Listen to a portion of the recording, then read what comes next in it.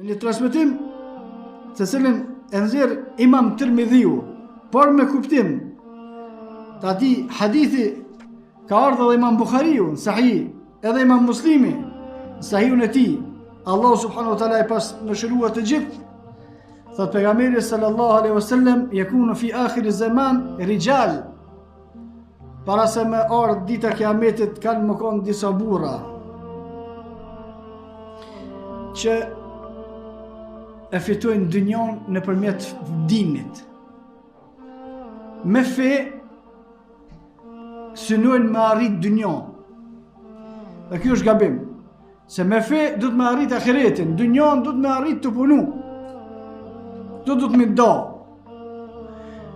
Nëse do me arrit për çështjeve të dynjos, bëni punë të dynjos me cilat arrihet dynjoja, fitimi, dynjoja është për qëllim pasuria.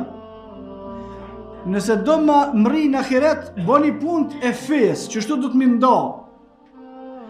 Nëse do me shku në xhennet, du të me lezu Kur'an, me fal namaz, me agjëru, me bë haxh, me dhon sadaka, me kujdes për ata që kanë nevojë, me kujdes të këto veprat të cilat çojnë në xhennet. Por me fituan këtë dynjë, dush me punu, ose me bë tregti, ose me pas shkollë me mësu tjerë, ose me bë punë fizike, ose nëse do me punu me fitu edhe haram, apet është më lehtë me fitu haram se sa me fitu me fe. Ama më falë e tëra me li pare është problem.